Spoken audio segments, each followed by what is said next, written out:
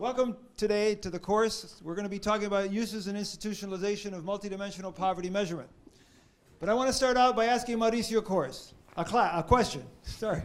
Mauricio, you've been taking this course now for a week and a half, right? What are you going to do with it when you get back? Why? Why is this important? What were you going to tell the politician when you get back? I don't know. I don't know. Could you help me, John? This could take a while. Okay, yes. I'll switch to the next slide. It seems to me that there are four things we want to discuss today. First, why, which is what I asked Mauricio, and he will answer that. Second, policy considerations. Third, political considerations. Then, how to use this animal that we've created. And then lastly, examples of how others have used it. So if you're in agreement with that, that's our roadmap for this morning session, okay? Do I hear an okay? Yes. Thank you very much, because you weren't as loud yesterday, and we want you to participate. Okay, so Mauricio, question again. It's even up there, look, why? Why are we doing this? Aparte el ridículo. Why are we doing this? So we want to start with one tiny little issue. We started last week, our first session was why multidimensional poverty. So far, before these 2 weeks, we have been using, and our governments are using, income measures, consumption measures. We usually identify who is poor, defining who is under or below this poverty line, and we say who is non-poor using the same poverty line.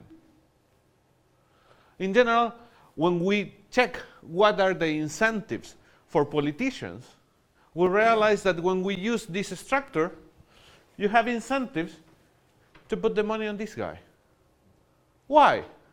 Because I will get really good and nice results if I give money to him, because he only needs to cover this gap. I will never put money at the bottom of the distribution if we use only the headcount.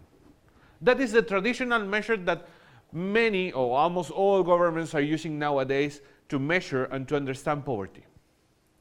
What we have been analyzing during these days, first, poverty is multidimensional. One single indicator, consumption or income, is not able to capture all the possible dimensions that we and everyone understand as poverty.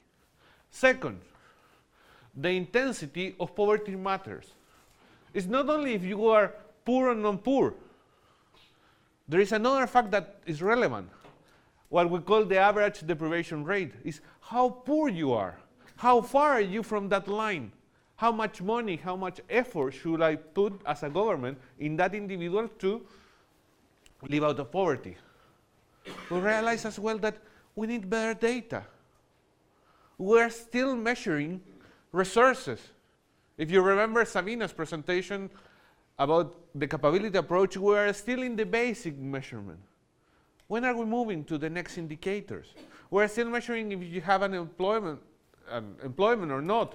We're not measuring the quality of that. But additionally, and that is the main purpose of this session, is we need to make this over time. It's not a measure that we will have for 1 year and then it will disappear. It's something that it will be with us for many years, and we need to make it sustainable. So it seems to me, since I also have learned something this time, that what Mauricio just said gets translated into this particular graph. In other words, you can go up the graph in terms of income, but what we're trying to tell you and the policymakers is that if you start dealing with the intensity of poverty, and let's say in this case there's 6 deprivations, if you reduce one deprivation, if you reduce this one deprivation, all of a sudden poverty's intensity goes down, even though people might still be underneath the poverty line. Of course, you might want to get them above the poverty line of income also, but That's the key, okay? So the incentive, which we're going to talk about now, is how do we get the politicians and others to recognize the incentives that they have if they adopt this type of measure. So we'll start here.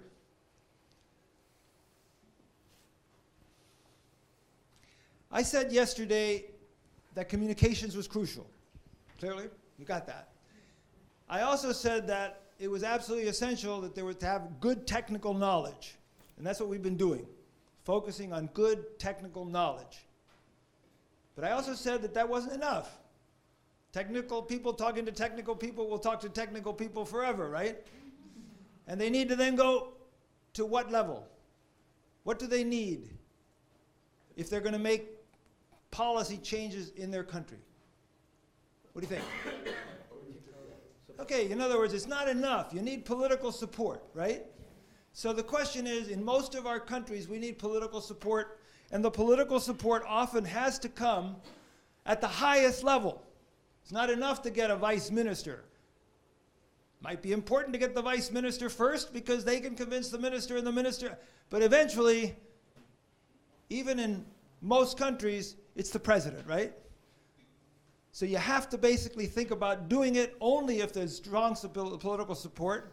If you've anticipated some of the problems you're going to have, we'll talk about that more, communication strategies have to be in place. And then also, how are you going to institutionalize this thing? What is the institutional structure? Because it's not going to be just one president says, I'm going to do it. There's got to be a structure in place, right, that's going to handle this thing. So what happened?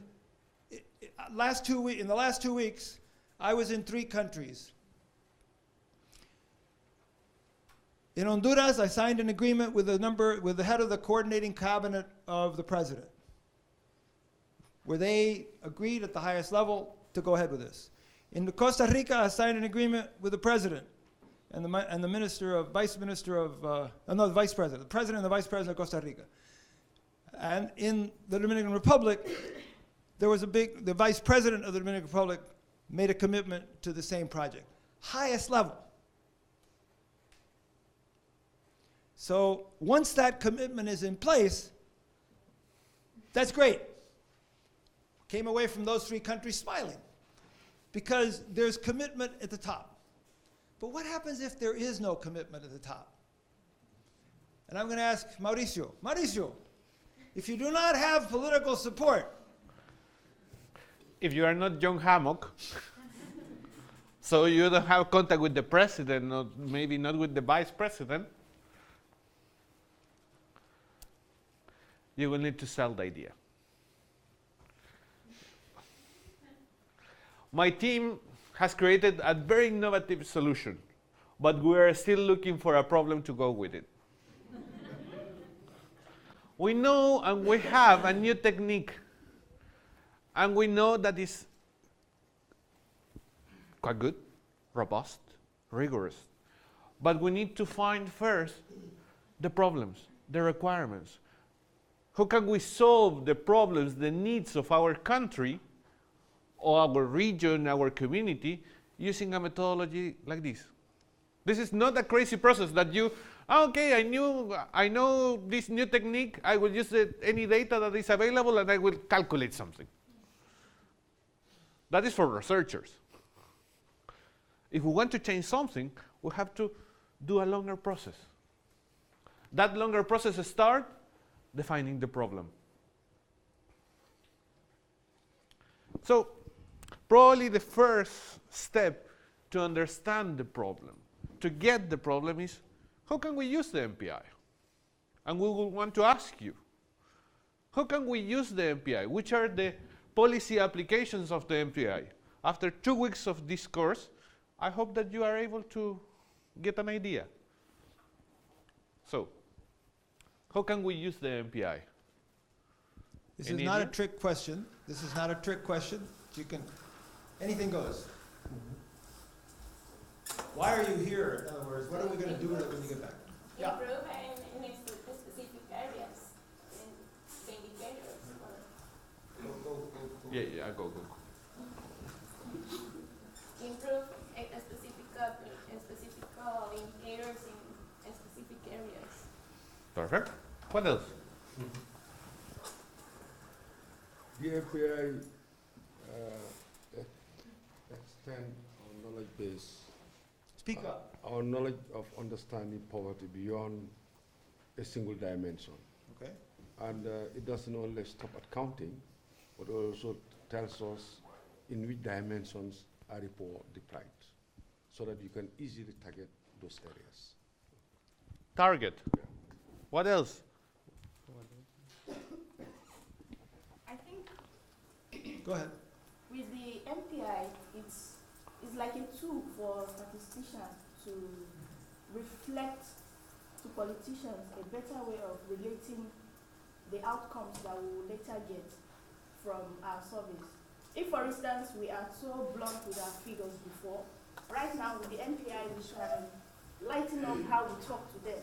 Like to tell them, actually you are working, but so far you've only been able to make some little improvements in these areas, and you need more effort in these areas. I think it will help us politically. Thank you. Maybe to guide policy. How about this group over here? Come on, you guys in the front. Hey, hold on. We got. Go ahead. Thank you very much. Basically, this is a technique which can be applied in various manners. And I was presenting the application on Impact evaluation. impact analysis of projects. We were thinking to apply this thing on assessing comprehensive human development in multifaceted, not only looking at GDP, but from the objectives of Sharia approach, that protection of life, protection of future generation, protection of wealth, protection of different aspects. This can be applied. And this can also be applied to look into not only the poverty, but political and political deprivation. Political deprivation in the sense that what is going on in Palestine, what is going on in Iraq, nobody has mentioned, just looking at the news items. But if somebody documents those things, not only life, property, but how the things are changing, and you can see that which countries are more. Thank you. There is no consensus on the identification of the poor in terms of both monetary and non-monetary measures. So there is a low overlapping between poverty measures.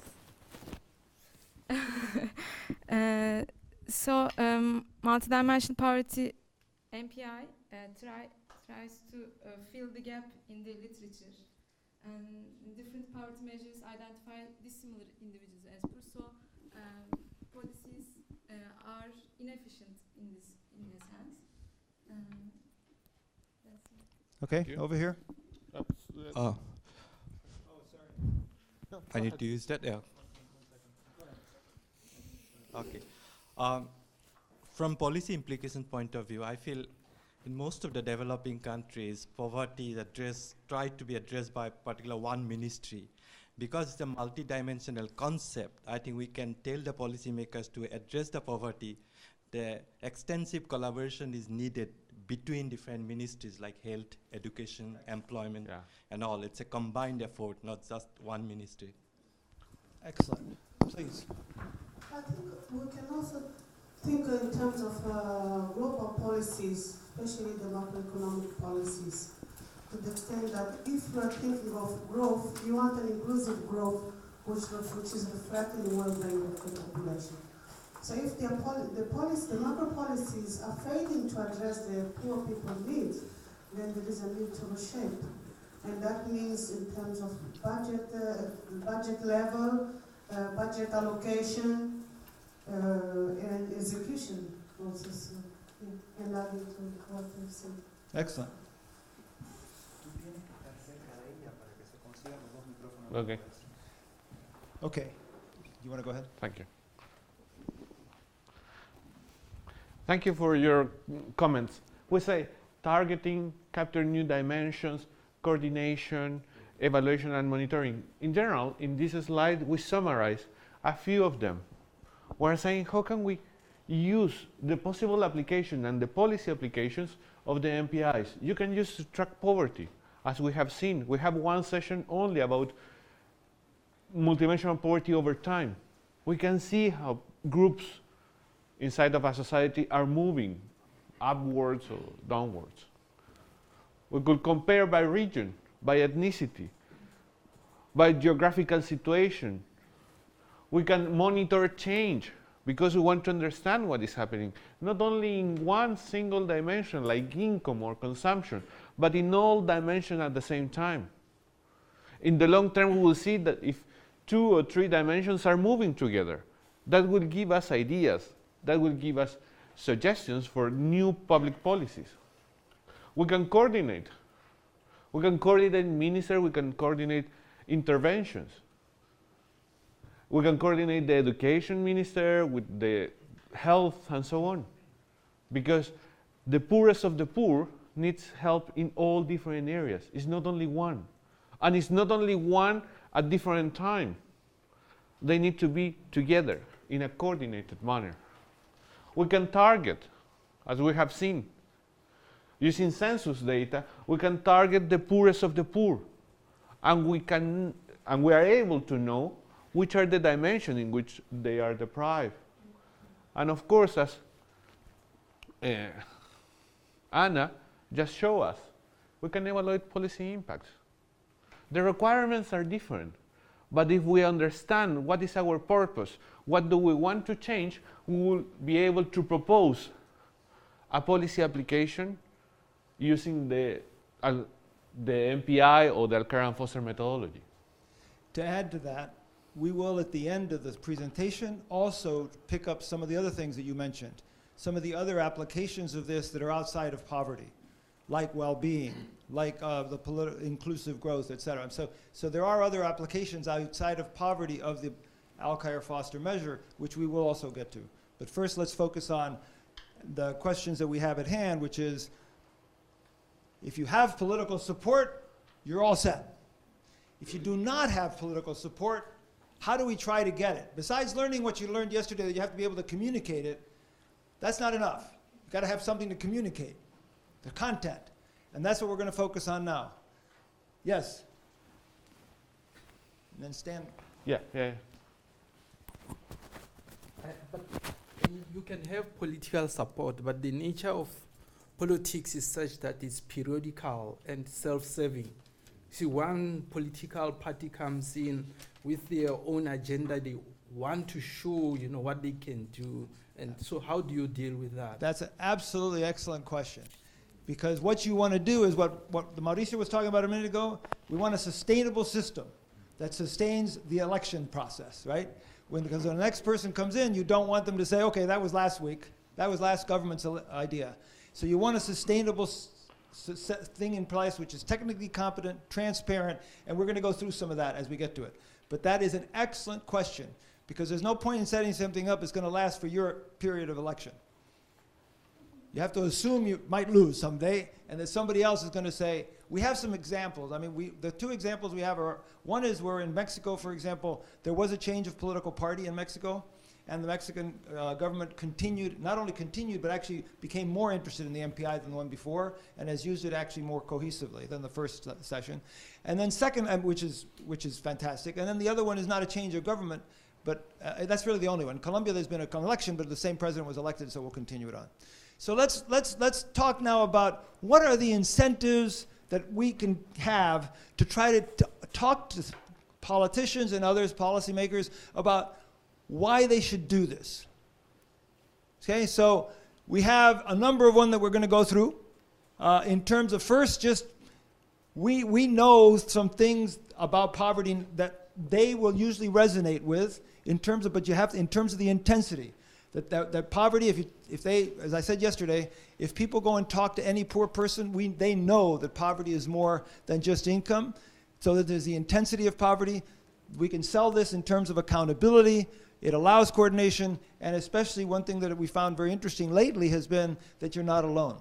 That there are many other countries doing this, not just at the MPPN level, at the network level, but also that already within some of the international work, like even the Millennium Development Goals, there's no measurement of the Millennium Development Goals, but they clearly are multidimensional. It's very clear that it's attacking poverty from very many directions.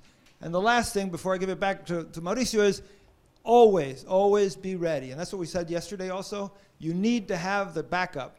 to be able to talk to policymakers technically about what works. So you need to be ready. And if the political moment isn't correct now, then it might be in a month or two. So for example, there's an election coming up in the country, and you know that the election is going to then be ready for it. And you might even be ready by talking to different candidates of the different parties to be ready whoever wins. But you need to be thinking about being always ready to be able to then go to the person at the right time. Timing is absolutely important. We don't have time to go into a lecture given sometimes about how it's important to build momentum and how others have built momentum so that they can pounce right at the right moment with their well thought out strategy. How can public employees do so?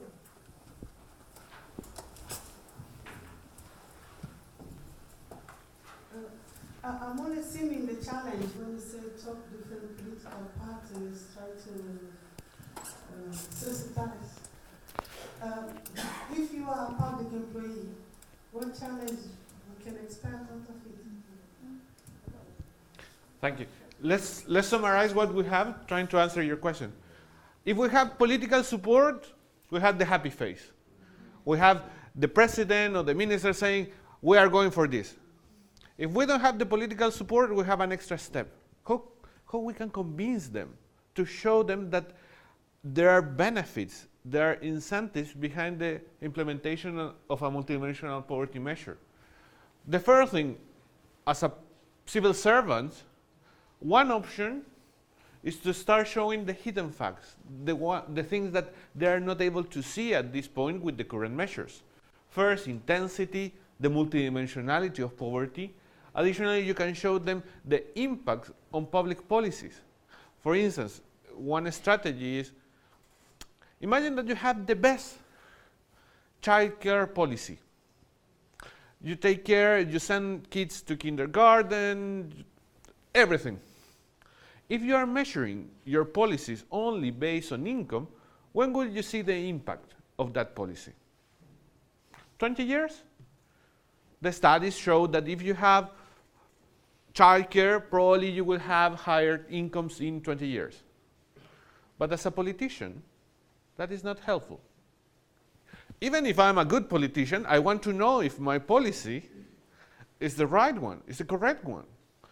So I need information in the short term about my policy. That is another way how to convince them, how to show them the benefits of this kind of approach. The accountability for the president. John could tell us a bit more about the process in Colombia, how the president controls everyone with the traffic lights. Well, we'll get to that. We'll get to that more clearly. But clearly, one of the key things that you're going to get out of a measure is the idea of holding your ministers accountable. If it's adopted at the presidential and government level, it's going to lead to coordination, hopefully, which then leads to accountability. Which basically, I mean, right now, when we get to the Colombian example, you're going to see that there's a green light, red light, traffic light idea for every indicator that's in the plan, and the ministers have to report on it. And that gives tremendous accountability to the system. Or if you are the minister, you will have data by region, and you will know, you're in charge of that region. What is happening here? It will give you ways how to check, how to coordinate your efforts, how to make responsible someone for that action, because you will have indicators in your dimension, in the dimension that you are in charge of. And additionally, you could show them, you could invite them to the network meetings that we have, to the commissions that we have in our areas. One of the things I might mention is that, in fact, many of the people who come to the network meetings are ministers who are not necessarily convinced. They're interested, then they come, and when they're there, they say, this is really interesting stuff. And they get more convinced because there are other people involved. So just the step of having them go to a meeting of that nature, sometimes if you get your vice minister to come, that's a huge step, because then they see that there are other people, that they're not alone, and that in fact they can then see, because they get examples of how other countries are using it. I mean, it's very impressive when the Mexicans and the Colombians say, we've had it now for 4 to 5 years, and here's how it's being used. And it's not Oxford speaking, it's the government speaking. So study tours are another way of getting people to go and visit Colombia. We have 4 or 5 countries going to Colombia in September to visit the Colombian example. That's the kind of thing that's important to do. One last point, be ready. If nothing of these options work, be ready. Have your papers prepared. Invite other people to these kind of courses. Tell them, maybe it's helpful you going to the next summer school. That is part of being ready. That is part of prepare to get the political support when they need it. So we have seen this process in different countries. In Mexico, in Colombia, in Bhutan, in Philippines, and in El Salvador. And the structure, the incentives were completely different. For example, I mean, in Mexico, where did this come from? In Mexico, it came actually from the Congress. It came from a champion in Congress who championed a law through the Mexican Congress to get it to say Mexico needs a multidimensional measure of poverty. That was, I think, in 2004, if I'm not mistaken. And then the government has charged to do that. It took them a while to do that. But then the government, through Coneval, which is the organization that's set up to do evaluation and monitoring and this measure, through the whole process of study, of vetting, of talking with international experts, et cetera, they came up with a measure. So that's one approach. In Colombia, it was really quite different. In Colombia, it was the President Uribe found out about this measure from someone at OPHI. He got interested in a very short conversation, got very interested in it, and said, we need to do this. And he said to his Minister of Planning, we need to do this. And that's how the process started. And the process then developed into a whole process of developing the measure technically, with also then going out to the academics and the others to get validation, and then using our measure, which had just been developed a year or two before. So that's very different than what happened in Mexico. Okay? In the Philippines, for example, what happens? A minister comes to become an academic, becomes a minister of social development. He had done a measure of poverty measurement, multidimensional poverty measurement, as part of his academic work. So when he came into the office, he said, we need to do this. Implemented an MPI relatively quickly and integrated it into the national plan in its interim phase. Another methodology of how do you get this done. El Salvador, quite different.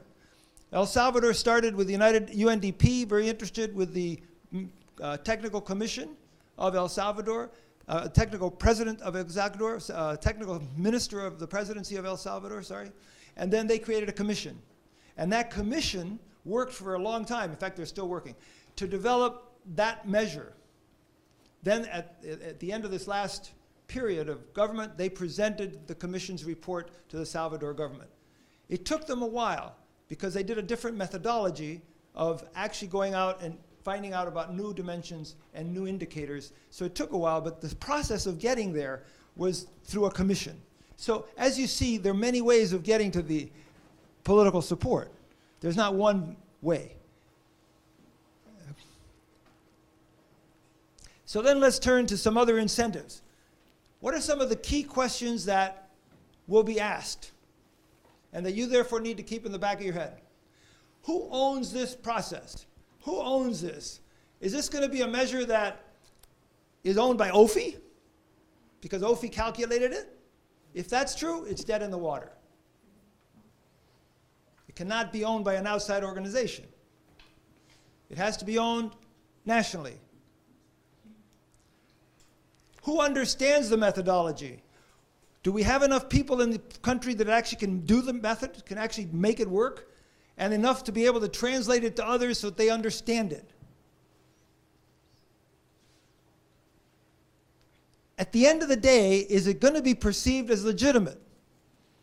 It isn't perceived as legitimate if it isn't perceived to be accurate, if it's perceived to be captured by a special interest. These are key issues. If people come up and say, oh, we just created a measure in X country, but it really was this one group of people who decided to do that and impose it on the presidency. That's not going to work over time. Your question of how's that going to work over time, not going to work. So it needs to be something which captures not just some interest group, but captures as much of a flavor of the country and as much of the reality of the country as possible. It has to be accurate, it's got to be transparent, and it's got to be legitimate. Transparency goes a long way towards legitimacy. Because if you're not transparent, people are going to think always that you've cooked up the numbers. So these are questions you have to always be thinking about, and you have to be able to answer them with the policymakers to make sure that these questions are answered. And the same thing with over time. Who is going to be doing the measure over time, and how are you going to minimize that the concerns are there when you start figuring out how to update it? Is it going to be done with these same criteria? So that's really essential, sort of as key questions as we move into now continue to move into the incentives on what we're doing. 2 seconds regarding the key question. There is not a magic recipe. It's not like you need to call these individuals the National Office of Statistics or that university, or we are learning this process. And in this process, there is not only one way to do it. Each country, each society decides which is the best way, naturally or with our own efforts. For instance, we were mentioning yesterday, in Chile, the civil society start pushing for multidimensionality in the measure. As we saw, Mexico was the Congress. In Bhutan and in Colombia was the president. In the case of El Salvador was an international institution. So there is not one single possible way. There are many ways. And we need to discover it together. If you have a new experience, if you realize that there is another way to start with this process, a National Office of Statistics, planning unit, like in the case of Malaysia, please share it, because it's part of the knowledge that we are building together. And we will be happy to hear about your own experiences. So when you're thinking about building support, besides the top, you also then start to think about, okay, so who needs to be on board on this? Who needs to be accepting this idea? You don't think, well, okay, the president needs to accept it at some point, fine. Well, first of all, you got to get the technical staff to accept it, because there's always people on the technical staff that may not buy this. There are people who might either be opposed to it or have a lot of questions about it. So you need to make sure that at least there's technical support. There's not to be technical knowledge, but there also has to be support from the technical staff. Then, of course, the ministers, but also government leaders affected, because all government, anybody working in the social sector is going to be affected, social economic sector is going to be affected by this.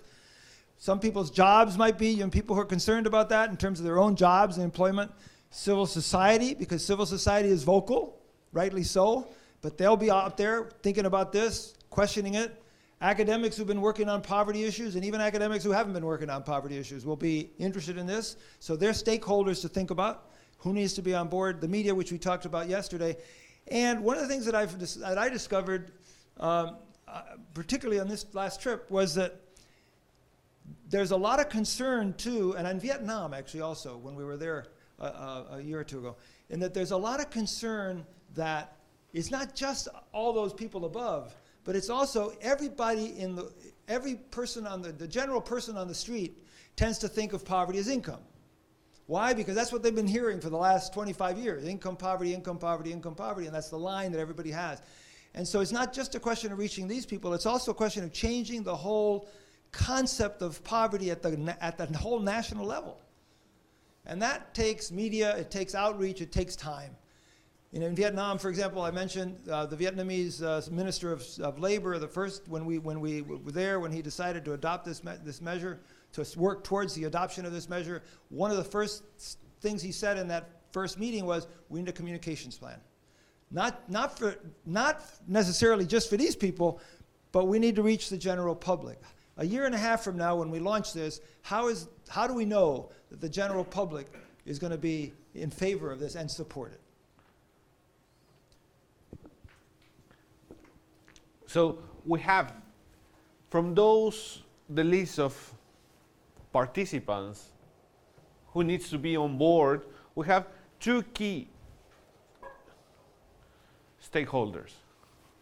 First, we need a leader, the champion of the measure. We need someone able to move the institution, move the minister and the ministry.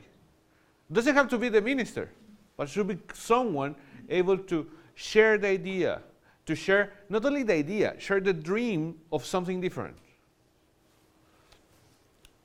As we saw a few seconds ago, we have had different experiences. It's not always the same. But at the same time, you need a second stakeholder. It's the technical capacity. It's what you are doing as soon as you return to your countries. It's transform the mindset of your colleagues. You have seen, if you are working in academia, all scholars have been measuring poverty for the last 40 years with the same, almost the same, techniques. And we're still doing the same. We have new studies saying, Voices of the Poor, for instance, saying poverty is more than one dimension, but we skip that information. We are still measuring poverty using income poverty. Check your countries. Also, when you return to your National Office of Statistics, you will see someone who has been measuring for the last 20 years the income poverty. They got used to.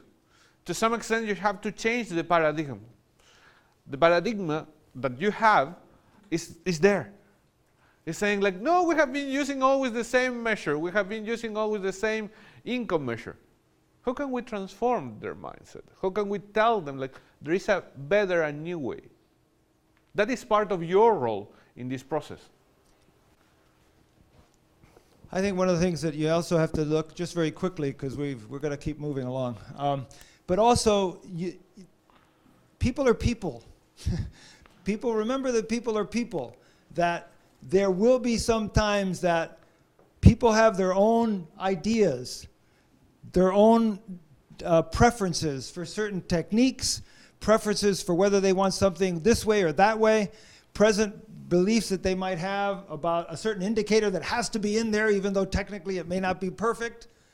Those are the kinds of personal things that come up also, which are in the whole area of variable choice. In other words, how are these choices made? And sometimes it may not be the perfect technical choice. But if that's what has to happen, then how do you work with it? So you also have to there's some flexibility in this whole process. Because if there is no because the flexibility requires it in terms of the being able to get something to where it's executed.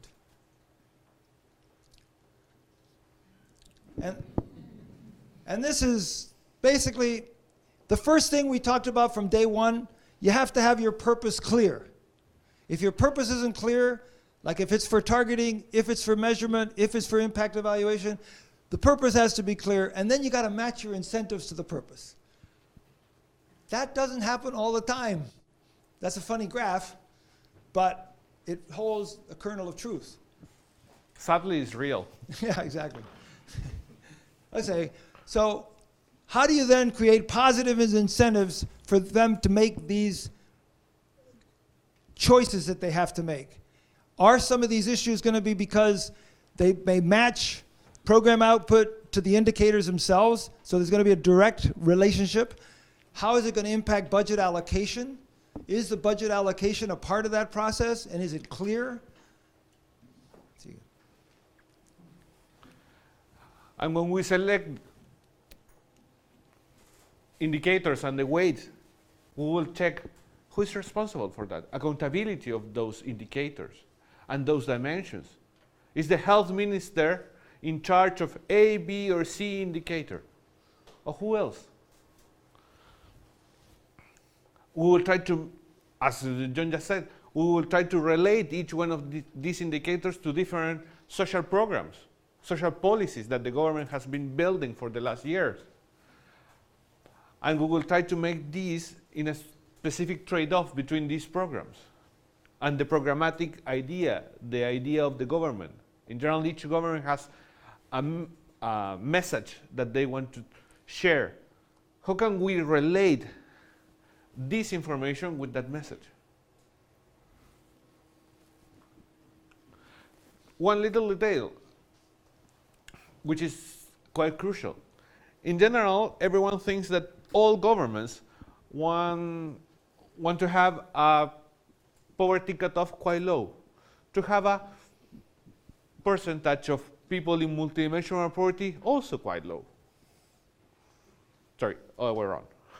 They want to have a higher cutoff to have a poverty, headcount poverty quite low. But it's not that true.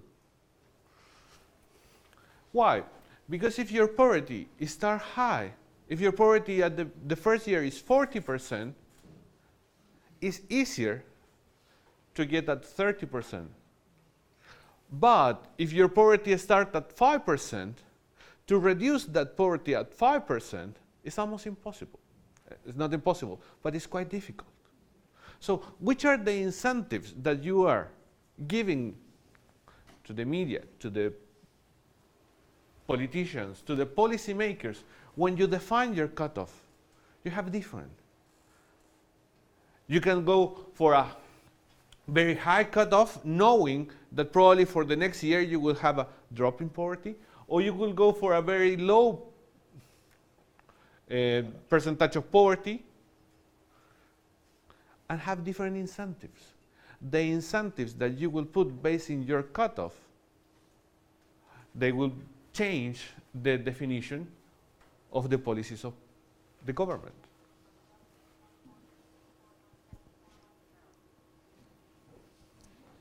And I think here, basically, again, just to repeat, because where do these national considerations, where do the indicators, cutoffs, and weights come from? Some of them countries have the constitutional mandate, as we said. Some of them come from very explicit, strong goals in the national plans. Many times you'll get, like in the countries that we're talking to now, a lot of the actual indicators and dimensions come from the national plan. They're already in there, is set. Or others basically try to have participatory schemes to try to complement that. In El Salvador, that's what they did. They went out with panels and discussions and a questionnaire to try to find out, are there other dimensions which we, the experts and the national academia, et cetera, haven't come up with? And they did. They came up with a new idea of of poverty, of maybe trying to measure violence, of maybe trying to measure the neighborhood. How do you measure the neighborhood living standard of a poor person? So they've actually come up with another way of doing that. The question then comes of the tension between the balance of what the local necessity is and the technical need. In other words, balancing the technicality and the need for comparability with good data with the national context. And I think we've been fairly clear on. And so I think that how you decide those others, we talked about now of how it was done in several countries, but there are different ways of actually coming up with the final indicators and dimensions in your MPI. And there's no right way or wrong way. There's a more participatory way and a less participatory way, but all those have been used. For instance, in El Salvador, we use a participatory approach. We had a service in each community, in a set of communities, with qualitative research. We were asking in focus group, what are the main dimensions, the most relevant dimensions? That is amazing because you are including information for population in every place in the country. But there is a trade-off. How long does it take? It's quite a long process. It took almost 2 years to get that information. What are the final conclusions? Sometimes are a bit more difficult to get final conclusions from qualitative approach. So everything, there is not a magic solution. Everything has a pro and cons. If you can combine them, probably it's a good alternative. And then I think the relationship between the MPI and income poverty measure is going to be crucial. Is because, you know, if your income poverty line is at 10% and you come up with a 50% MPI ratio, politically that might be quite difficult. So you also have to calibrate it in terms of oftentimes countries will choose their poverty cutoff such that multidimensional poverty is either equal to, lower than, above, but you can, when you do the technicality of the MPI, you do a lot of different cutoffs, a lot of different variations of what the possibilities are. And at the end of the day, that has to somehow be reflective of the national consensus or the national decision that's taken on that. But the relationship between the MPI and income is absolutely essential also, because that's what the press is going to look at, right? The first press release is going to be yesterday income increased by 50%, if that's what happened. If there's a new number that's is very different than income. So that whole relationship with income is really essential. Go ahead. One country, for instance, was pushing to have the same cutoff to get the same percentage of poverty by income and multidimensional. So the head count by income poverty should be the same than the age that you have been calculated. So what they were trying to do, they are trying to reduce as much as possible the noise of a new measure. What is the concern of a researcher is, okay, you could define it for the first year, but for the second year, for the second period, you already defined it. So now we will see if you are changing your policies for poor in multidimensional level or poor in the income level. Maybe the first year you will not have so much information to compare because you are getting the same result in terms of the head count. But for the second year, you will be able to compare all different dimensions of poverty. And then, of course, the other thing which you brought up, the whole issue of what happens if this is just created by one government, what happens with a government transition? What happens if, in fact, the new government comes in with a different interest? And the key is, therefore, to have it try to be institutionalized ahead of that change of government, and it be done technically competently with everything else we've just talked about, transparency, et cetera, so that in fact there is a incentive for the new government to keep the same measure. And one of the reasons that's true is that if an AF measure can show results in a fairly short period of time. So a new government can come in, results, and can use the same measure to keep, if the old government was doing relatively well on it, one can continue policies to improve it and make changes in the new government. So that there are incentives here to try to get, but that's where the institutional structure becomes essential. The institutional structure and the technical competency. Another example, in one country, I will not say the name, we had the elections in February. And approximately in December, John and Sabina had meeting with all different parties. Arena and El Frente are the parties. So what was the purpose of that? Is before,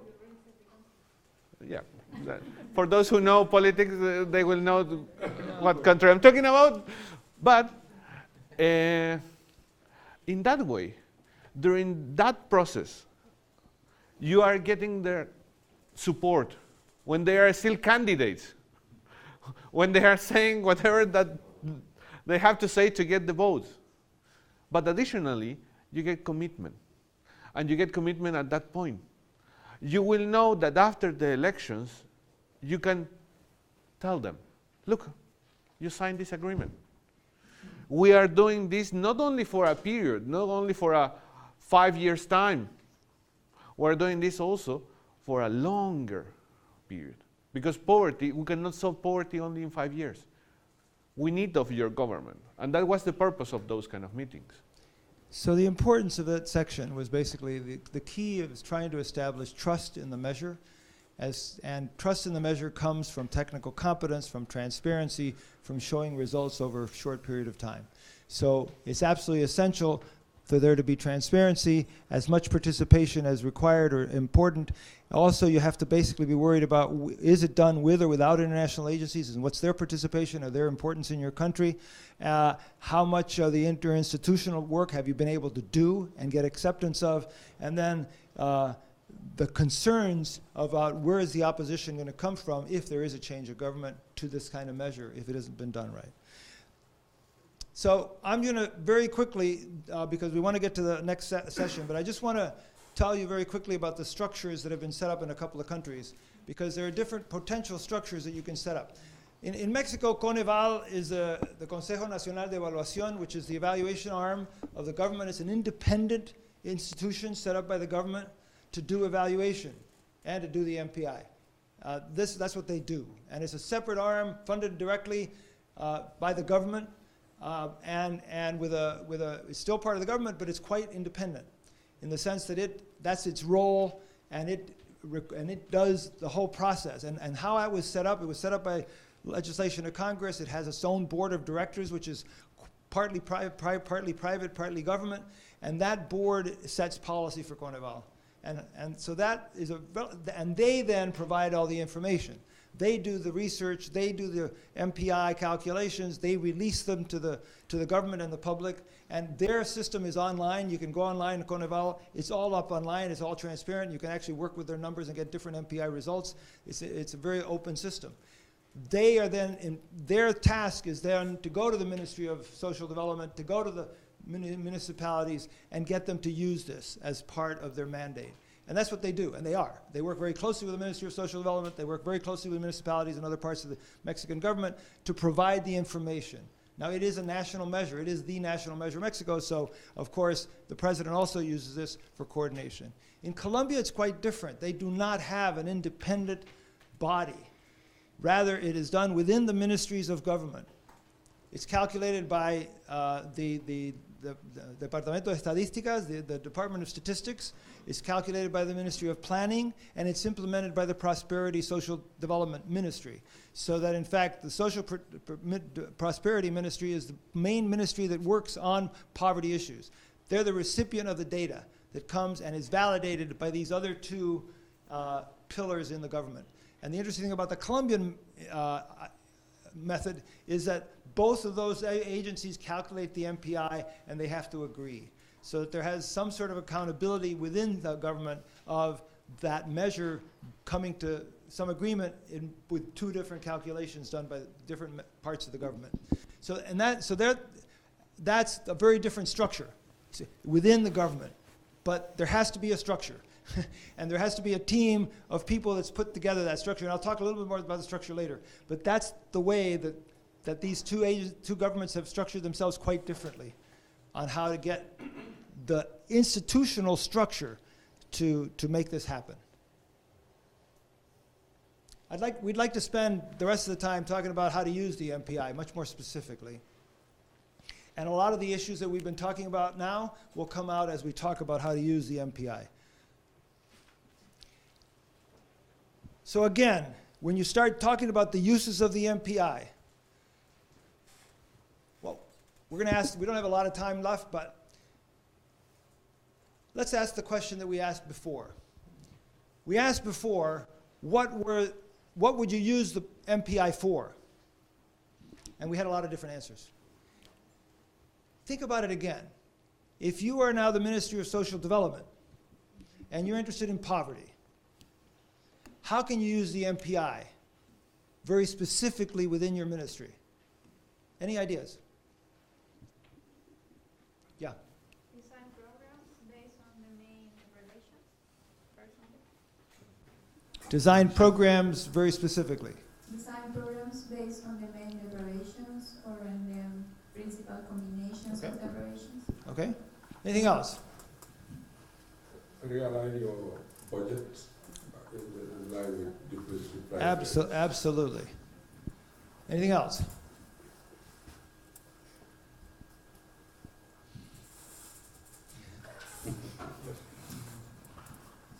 For me, because I am working in the planning commission, so we are in charge of preparing the national plan. So we'll try to insert this one in the national plan. Absolutely. Excellent. Inserting it into the national plan.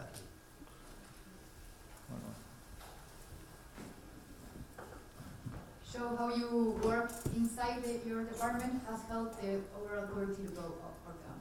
How does that, what do you mean by that? Sorry. You're tackling poverty with your social programs to show, like in easy way, how much of your work has helped to the overall quality. Got it.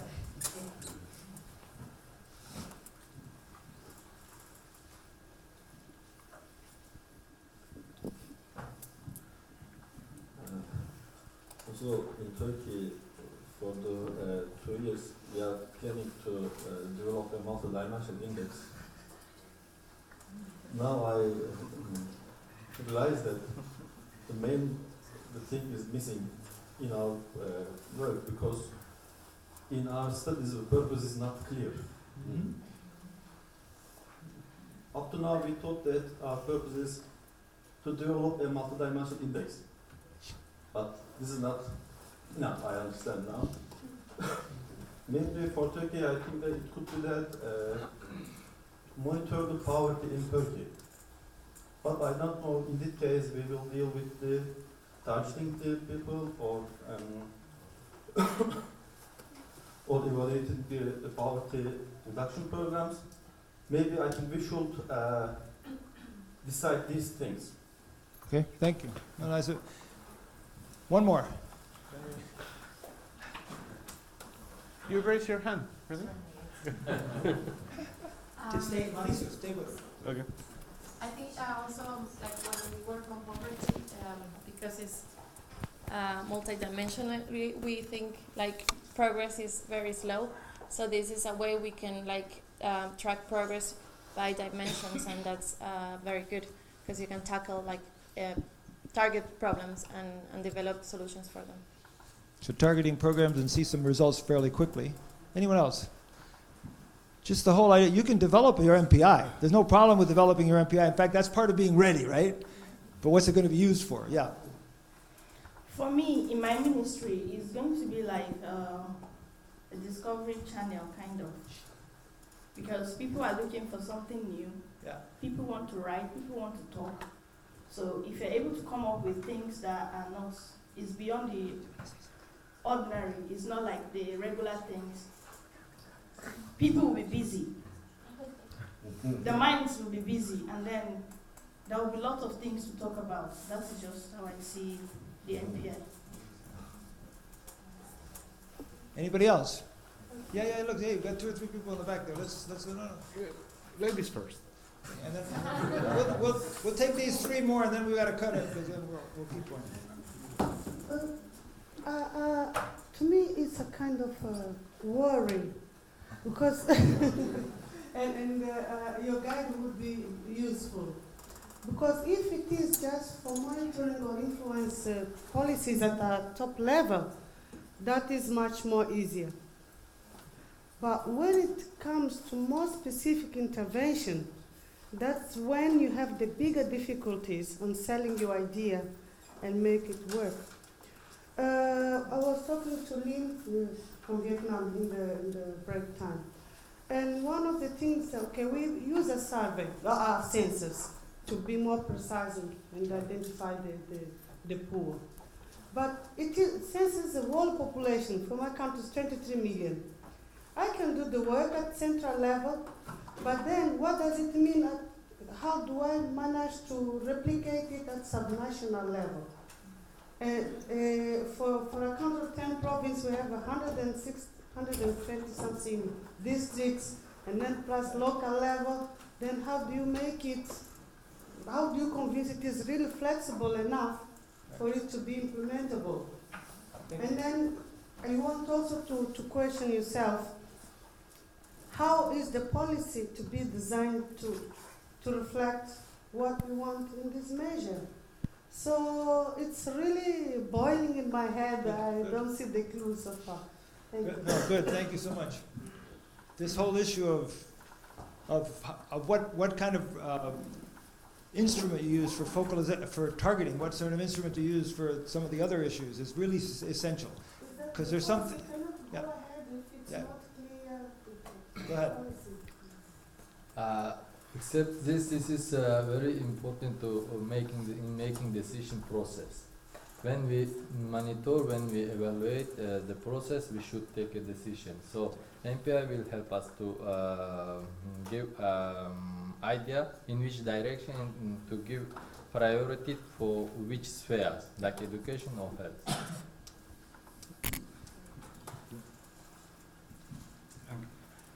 In my country, before the budget is released to the government agencies, there is a list of KPIs, key performance indicators, to which the budget is attached. Mm-hmm. So at the end of the year, you can also use MPI to complement the performance of the agencies. Okay, as a complement, right? Anyone else? Maybe someone else? Did you get him for that? Someone else? No, that's right. No, go ahead. So I think these are fantastic ideas that came up. These inquietudes that you have, these inquietness that you have, these concerns that you have, it's perfectly normal. In fact, it's good that you have these because that means you're thinking. And that means that you're trying to take this and internalize it and think about how it's applicable to your country. And each one of you might interpret it slightly different because your reality is going to be different than the other person's reality, both in terms of technical staffing that you have as well as the political situation. So it's absolutely essential that you realize that what you're thinking is not wrong. What you're thinking actually is a good way. All these ideas that you had clearly are parts of the answer. But we go back to what is the purpose of the Al-Qaeda? Why are you using this? Because I think that's essential. So clearly you've mentioned most of these before and you mentioned them again. In terms of tracking poverty over time, how has poverty changed over time? Many times governments are very interested in that, right? They're interested in seeing if their policies have actually made a difference or not. So that becomes essential. And not only that, but you not only can do it by country, but hopefully you can decompose it by region, by ethnicity, by rural, urban. You can monitor each indicator and how it changes. One of the things I want to talk about in a minute, this coordination function is one which actually is quite important and not thought about very often. But one of the main things that we found with this methodology is that governments all of a sudden say, yo, it's not enough to have a health policy and an education policy. We need to have them talk to each other. And so that becomes important. And then if we want to target's slightly different. We had a talk about targeting. Targeting requires a slightly different kind of information. If you're going to target at the household level, you got to have that household's information. And how do you get that? And then, of course, what we talked about earlier. But let's move on to specific examples. Can you return just a second? Okay, go ahead. Because I wanted to remind you which are requirements, the technical requirements for each one of these processes are different. And probably we cannot do all of them at the same time. And as you say, maybe we need to have not only one multidimensional indicator in our country, we need to have two. One for the country to compare regions, and a second one to check other purposes. For instance, if we need to track poverty over time, what we need representative data at least of 2 years. Our household surveys, the normal household surveys that we have, if we want to compare by region, we need only one cross-sectional survey, but representative at the level that we want to compare. We want to compare regions, we want to compare communities, municipalities, counties, as you prefer, but you need to have that data. If you want to monitor, you need almost the same kind of information. The information that you have will give you what you can do and what you can't.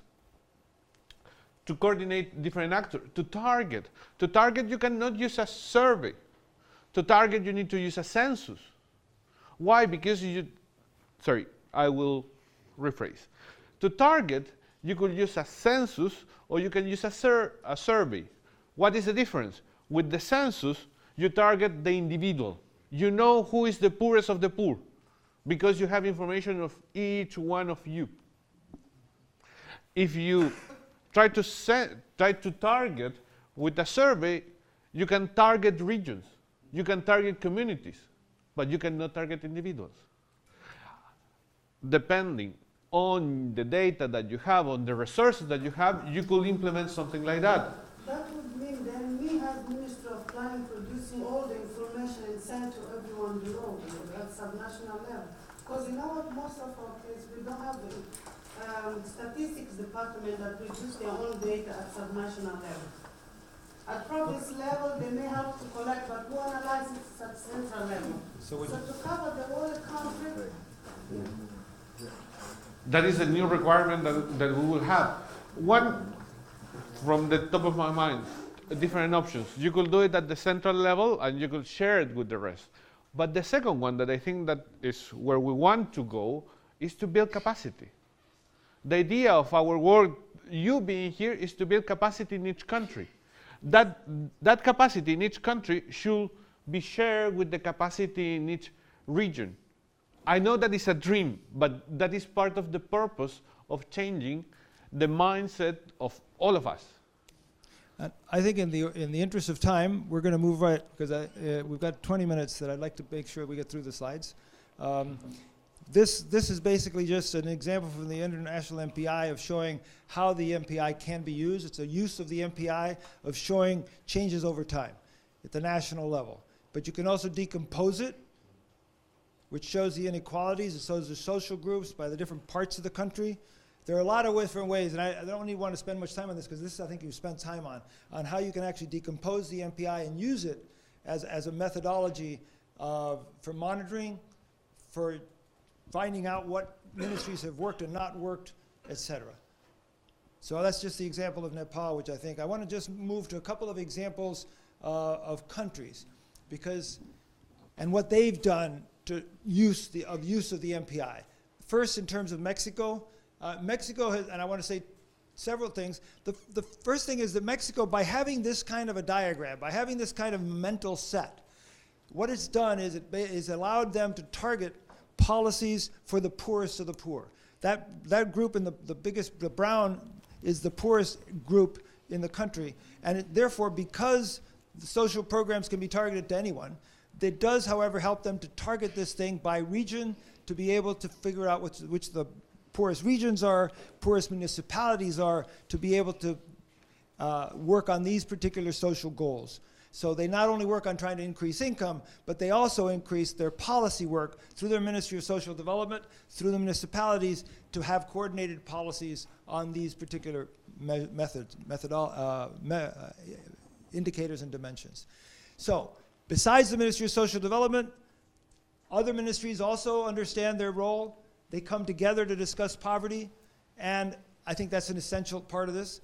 They're starting to evaluate their social programs using this approach. The strategy, I think, has been very exciting. One of the innovative things about Mexico, and very exciting thing about Mexico, is the fact that every municipality now, because they have data at the municipal level, they can actually have each municipality track multidimensional poverty.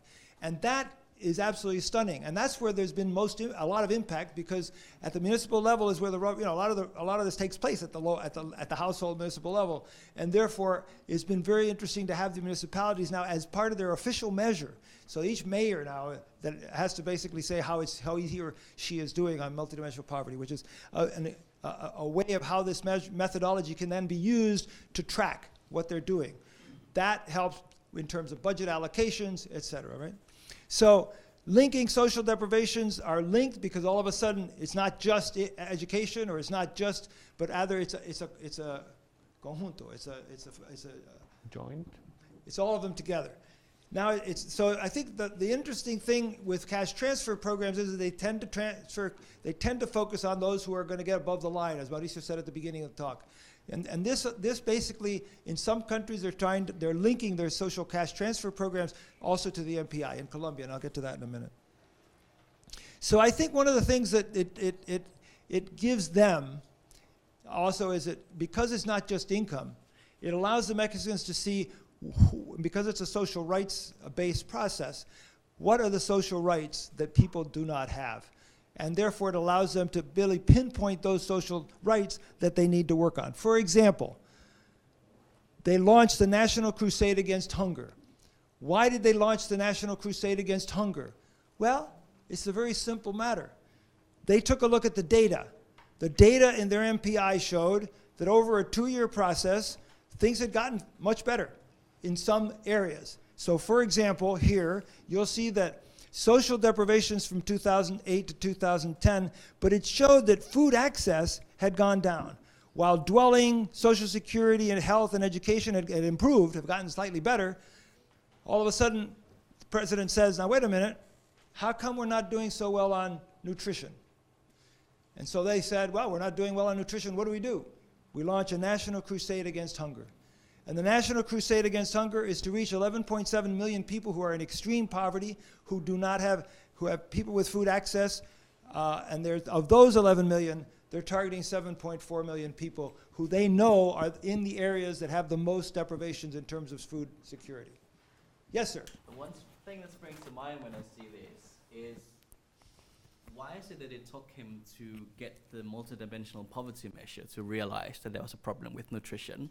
Why didn't the health ministry or the agricultural policy ministry already inform him of this beforehand? Because that is their responsibility to track this. I'm not sure I can answer that concretely because I wasn't there. However, when you have it in your national measure of poverty, it's being reported as your national measure of poverty. So the Ministry of Health, those ministries are not just worried about the overall, but they're worried about how it's impacting poverty. For example, if you're the Ministry of Education, you can go and say, listen, education's doing really well.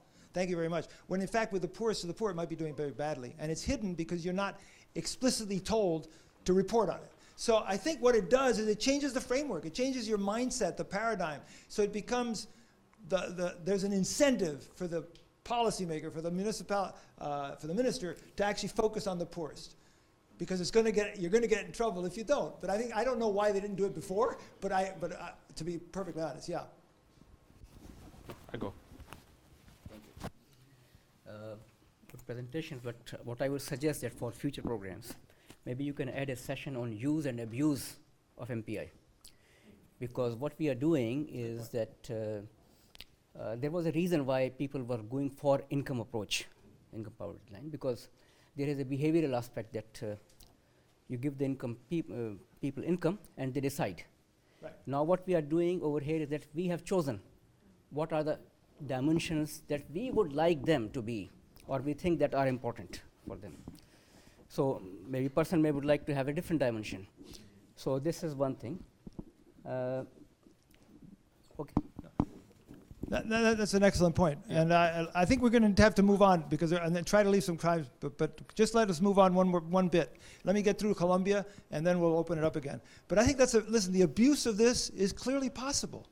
I mean, that's why transparency is essential. That's why it's very important to show which indicators, how you chose them, and there are going to be some excluded. This is not a perfect measure because it doesn't include every dimension of poverty. It includes some. So people are going to say it's not good enough. It's not the perfect, and it isn't. You have to be very upfront. The dimensions may change. Now people are thinking these dimensions. 5 years from now, that, by the way, and you're not locked in stone forever. But it has to be, if there is going to be change over time of the indicators, then it has to be done in a sustainable way in a very technical methodology. Two points before you change. From the technical side and from the theoretical side, the biggest problem is we are measuring resources, returning to the idea of capabilities and functionings. We still are measuring resources and we are measuring outputs of a process. We are still, our main concern is at some point we need to start measuring functionings, as you remember. Because the functioning measures your freedom to be able to choose A or B. When we are measuring outputs, resources, we're not doing that process. That is the data demand that we have. And the second last point that I want to, technical people, how do we call this? 7.5 million of people in extreme poverty and food access deprivation. How do we call that? Has a name. Poor and deprived. Sensor head count. Relevant. What you were saying, let's check only the head count. Here we're checking the sensor head count, those who are poor and deprived at the same time, which is the new indicator. The dimension that you are selecting is your dimension. Sure, yeah. Sure. Let me move on to Colombia just very quickly because I think one of the key things that happened in Colombia is that, as somebody said, they built it right into the national plan. Once it's in the national plan, that means the budget is allocated that way. So it has immediate implications to what somebody mentioned before in terms of budget. They designed a strategy to reduce their measure. Let me move quickly to one of the points that you made. One of the things that we've found, which has actually been essential, I've said it a minute ago, is the coordination function, how it's used. It may not look a lot like President Santos, but that's President Santos standing up there in the table. And these are the ministers of all the different departments: health, labor, housing, agriculture, education, finance, and it also includes the Department of Statistics, et cetera. And this is what in other countries is called the social cabinet. They get together several times a year, not to talk about how is the Ministry of Health doing, but how's the Ministry of Health doing on poverty? How's it doing on MPI work? And that, for example, I had the honor of being at one of those meetings when it was shown that housing was not doing very well. So the idea was how are we going to improve the housing issue to be able to meet so that coordination function becomes really essential. But the other thing that's important is because it's in the national plan, when it's in the national plan, they have actually got indicator by indicator showing what the goal is for 2014. In other words, we're going to reduce poverty in terms of household education, childhood and youth, employment, health, and access, but with very specific goals.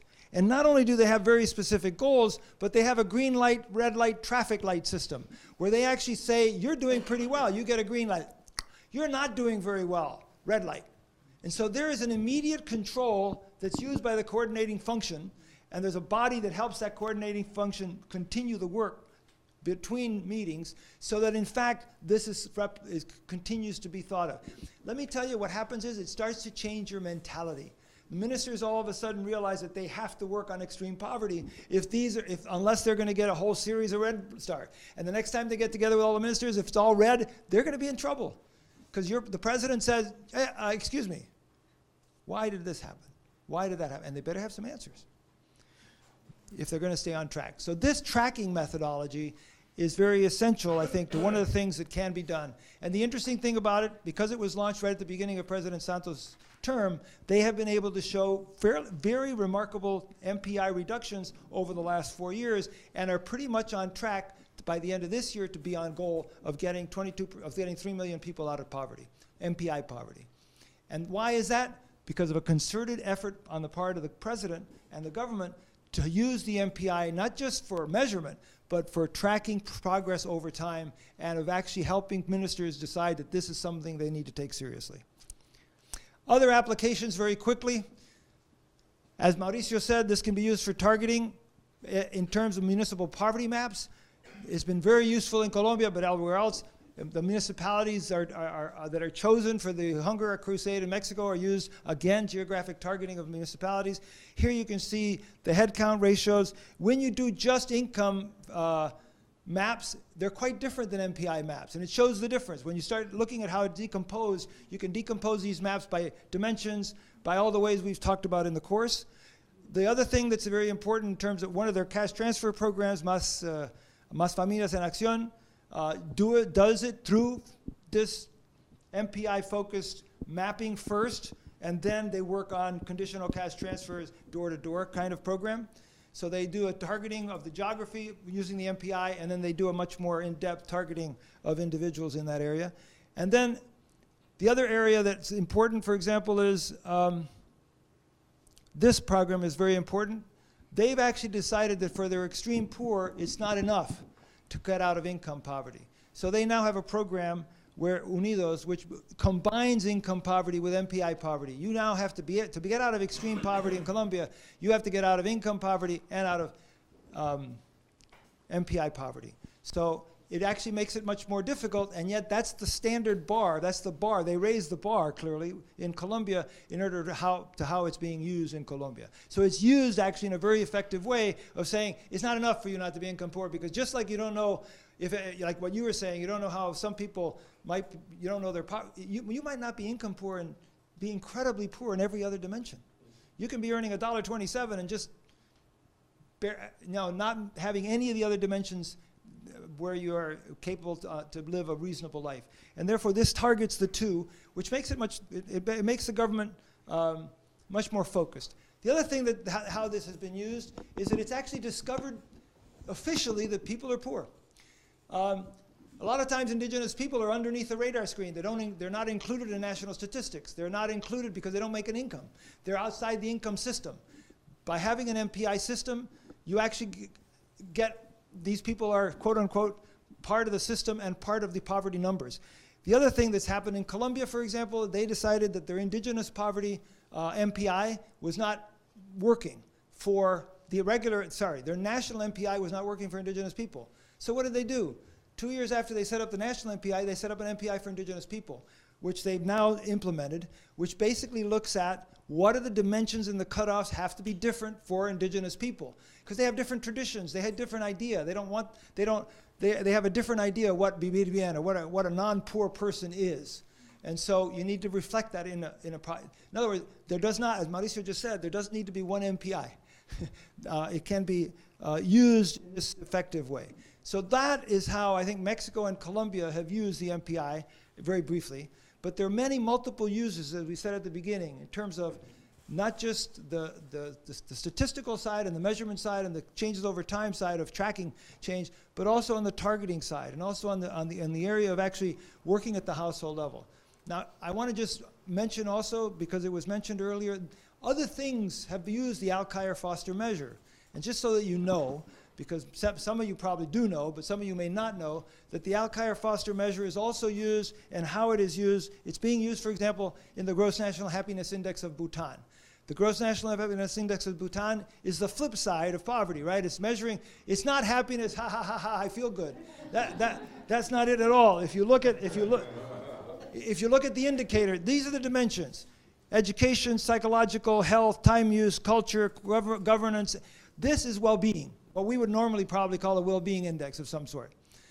That well-being index uses who? The Alkire-Foster measure. It's the exact same measure with dimensions, indicators, and everything you just learned. The methodology is adaptable, not just to poverty, but also, and there's some countries that are sitting in this room that are thinking of doing measures not just for poverty, but also on how to measure the good life or well-being. So those are the dimensions and some of the indicators that are taken by that. And so there are other ideas. For example, there's a Women's Empowerment and Agriculture Index, which was mentioned, I think, earlier. And what that is, it's an index that was created to try to measure the empowerment of women who are doing agriculture and in poor countries. And so very specific, which is now being rolled out to a lot of countries, about 19 countries. So that uses the Alkire-Foster measure as well. There are other organizations and groups, including private sector groups, that are thinking of using Alkire-Foster for a number of other ideas. We're not that involved with that at this point, but the Alkire-Foster method as a tool of looking at things that you can put into a tool to measure, if there are several dimensions, is a very useful tool. Not just for poverty. We're focused on poverty. That's good. OPHI's focused on poverty. That's good. But it actually has also some other very specific applications that we've already seen, and I'm sure there'll be others as we go along down the road. So I just wanted to make sure that you understood that those things are also taking place. Okay, there were a lot of questions and people's hands up. Put them up again and we'll try to get to them. Sorry to run through that last bit real quick. Sir. No, actually, I was referring to the slide where you have the use of MPI, where you talked about the different things, policy and all that. Yeah. I think maybe next time, one great thing that would do, because if you look at the unidimensional measures also, they provide all those things, if you look at it. But I think the fundamental difference is how it is done. I think that's what should be emphasized. Thank you. Thank you. That's an excellent point. Excellent point. Mine is just a reaction to the question you asked, that why is it that they don't leave it to the Minister of Health or the Ministry of Health to decide what happens in nutrition? I think I would like to say that at policy level, you don't just accept everything a minister has said, because definitely he's not going to say he's not doing much in reducing poverty. He's going to come up with positive answers to whatever question you are asking. So MPI is helping to really measure the amount of activity you've been involved in. Is it really contributing to reducing poverty in a country, or you're just busy creating names for yourself as a minister? So you don't leave it to the ministry to conclude. It's a responsibility of somebody at the highest level to really ensure that you are contributing, not just spending the budget allocated to. One last comment in the back, and then we're going to have to wrap it up because it's 12:30 here. All right. My question also relates to her is when we have MPI, and when you have sector ministries like the health sector and also the agriculture sector and the other sectors, we only have a selected set of indicators. Absolutely. So if you use it as a target, so only these sectors or institutions will be working, to change or to highest performance on those selected indicators, so that they will look good in front of the Prime Minister or the President. So how is this going to be helping the country to help in other deprivations where we didn't capture it in MPI? Because I'm going to be interested in increasing the schooling so that MPI would increase in average schooling. That's so nice. how is this going to be captured? Thank you.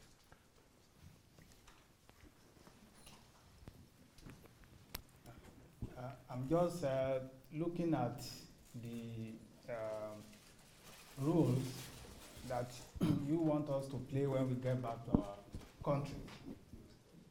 The idea of selling the MPI to government at the highest level so that the country can make use of it.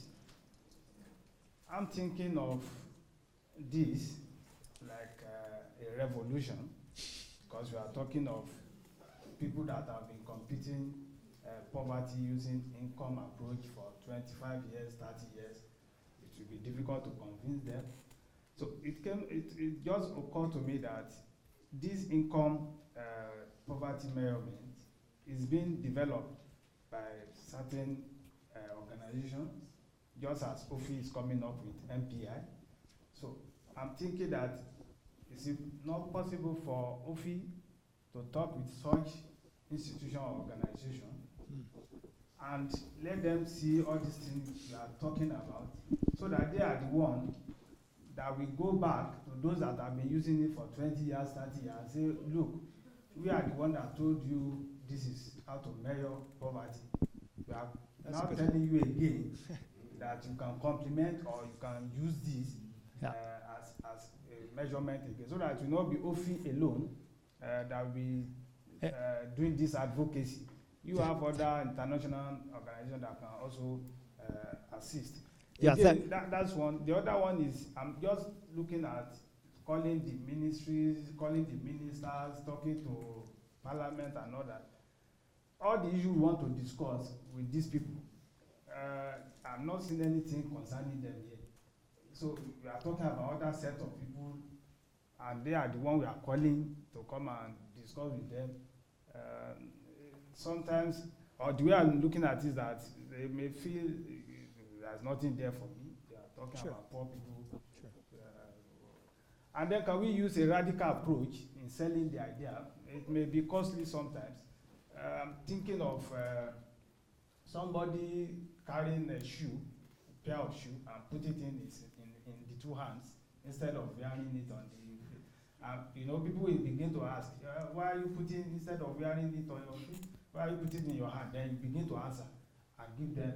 So is it not possible that we just come up, maybe within your organization, compute MPI, roll it out, and then tell the whole public that this is the poverty level, this is intensity, this, and they begin to say, where did you get that?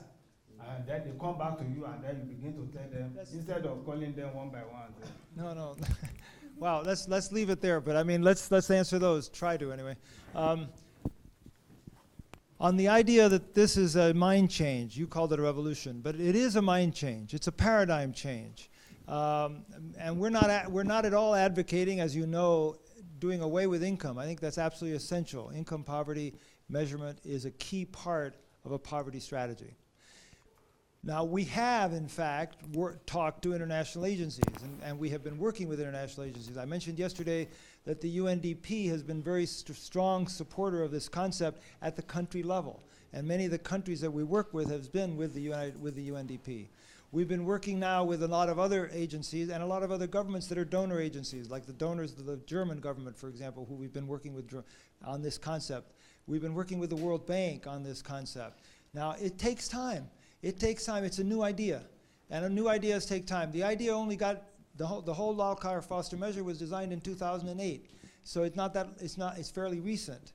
And so I think the conversations I mentioned yesterday when I was in Costa Rica, the representative of the World Bank in Costa Rica was very excited about getting involved in this project.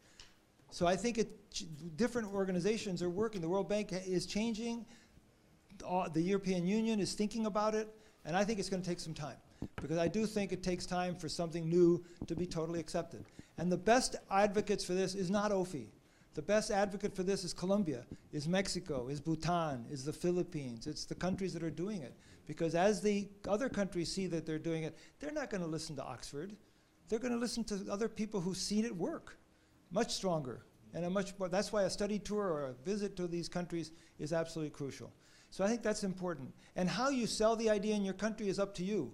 I personally wouldn't take off my shoes, and I mean, it would be kind of expensive if I started leaving shoes everywhere, but I think there are a lot of different ways of reaching out to people to talk to them about it. Some countries have developed their MPI technically and released it. Rwanda released a technical MPI. That's a good step forward. You don't have to do the political route before you do the technical route. There are lots of different avenues. In terms of the question in the back, it's a really good question.